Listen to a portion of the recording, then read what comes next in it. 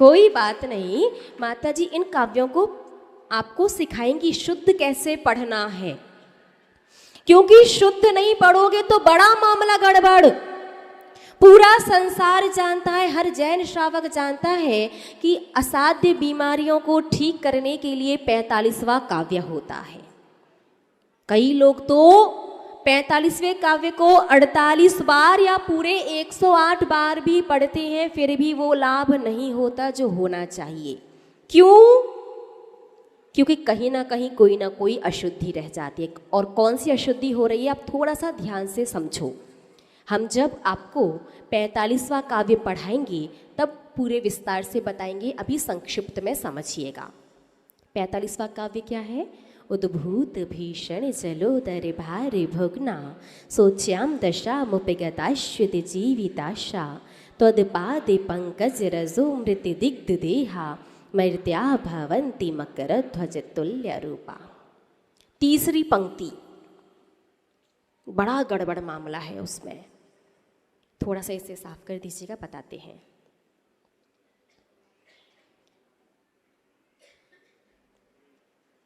अरे वाह, जल्दी हो गया।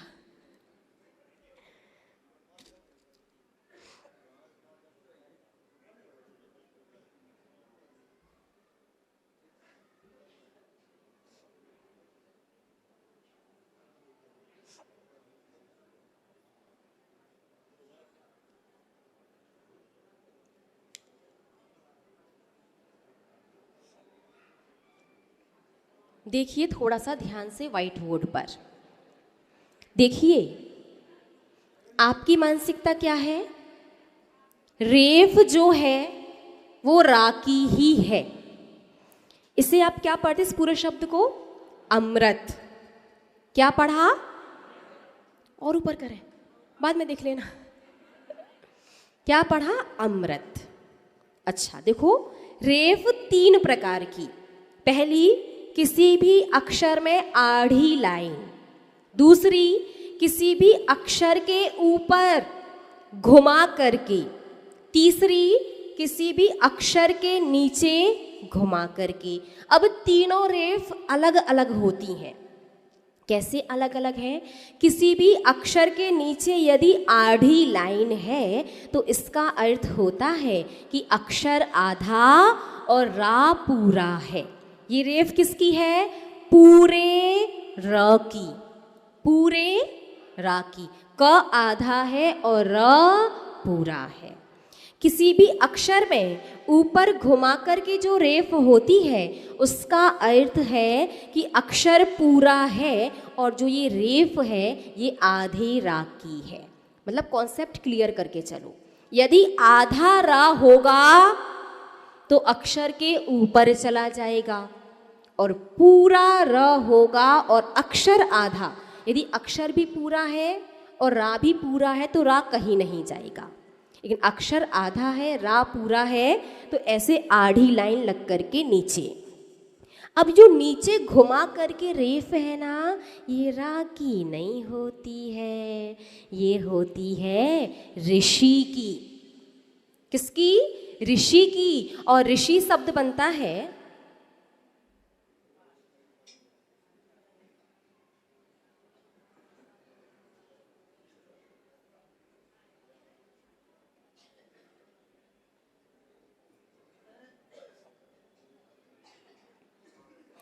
ऋषि शब्द बनता है र और ई मिलकर के, इसीलिए कहा जाता है री ऋषि। र और ई मिलकर के बना ऋषि। तो मतलब अब आप माँ अक्षर को पढ़ोगे तो ऐसे पढ़ना है जैसे माँ अक्षर पर ई की मात्रा लगी हो और रा भी हो। अमृत पढ़ दिया तो सिर्फ रा, ई तो पता नहीं कहाँ गया, तो क्या बोलोगे? अमृत। क्या बोलोगे? अमृत। सही प्रोनाउंसिएशन, सही उच्चारण यही है। ध्यान रखो, नीचे आधी लाइन तो अक्षर आधा रा पूरा, ऊपर यदि घुमा कर के है तो रा आधा है, नीचे घुमा कर के है तो वो रा की नहीं, ऋषि की रेफ है। तो अक्षर में आपको ई और रा दोनों का उच्चारण करना है। वृद्ध व्यक्ति नहीं होता, वृद्ध होता है, घृत नहीं होता घृत होता है, कृष्ण नहीं होता कृष्ण होता है, वृक्ष नहीं होता वृक्ष होता है, अमृत नहीं होता अमृत होता है, और मृत्यु नहीं होती मृत्यु होती है। ठीक है। तो जब आप बोलचाल में इन शब्दों का प्रयोग कर रहे हैं तो आप कुछ भी बोलो चल जाएगा। जब आप हिंदी में इन शब्दों का प्रयोग कर रहे हैं तो आप कुछ भी बोलो चल जाएगा, लेकिन संस्कृत में यदि मंत्र के रूप में या संस्कृत स्तुति या स्तोत्र में प्रयोग कर रहे हैं तो कुछ भी नहीं चलेगा, आपको बिल्कुल शुद्ध बोलना पड़ेगा। अब देखो आपकी मिस्टेक क्या करते हैं आप लोग। 45वें काव्य में तीसरी पंक्ति आप क्या पढ़ते, पहले वो देखो। आप अमृत नहीं मृत पढ़ते हो, नहीं मृत नहीं मृत पढ़ते, आप पढ़ते हो त्वदपाद पंकज रजो मृत दिग्ध देहा। इसका अर्थ निकला, हे भगवान जिनेंद्र देव, आपकी चरण रूपी जो रज है ना वो मरे हुए के समान है। अरे वाह, ध्यान दीजिए, आपने पहले ही कह दिया आपकी चरण रूपी रज त्रिलोकीनाथ मरे हुए के समान है, इसीलिए फिर आपको स्वास्थ्य लाभ नहीं होता, क्योंकि मरे वस्तु से लाभ नहीं हुआ करता। अब वो शब्द क्या था, मृत, उसमें अ साइलेंट है, एस जैसा बना रहता है ना, तो उसे पढ़ते नहीं है, लेकिन जब अर्थ निकालेंगे तब उसका उच्चारण वहाँ पर उसको लिया जाएगा। अब आपको पढ़ना कैसे था, त्वदपादि पंकज रजो मृत दिग्ध देहा, अर्थात हे भगवान जिनेंद्र देव, आपकी चरण रूपी जो रज है ना, चरणों की रज, वो अमृत के समान है। देखिए देवों का आहार अमृत का हुआ करता है, इसलिए वो हजारों वर्ष जीते हैं। अरे अमृत से जब उम्र बढ़ सकती है तो क्या मेरी बीमारी ठीक नहीं हो सकती? निश्चित हो सकती है। तो पढ़ते कुछ हो, करते कुछ हो, चाहते कुछ हो, तो हो कुछ और ही जाता है।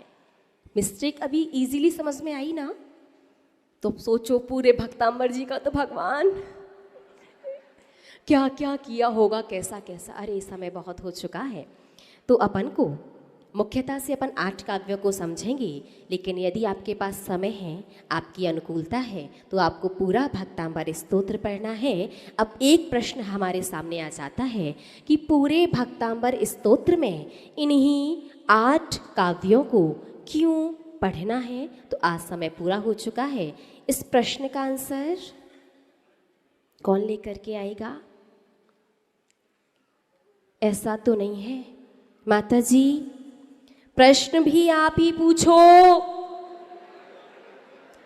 उत्तर भी आप ही दो, और समझ भी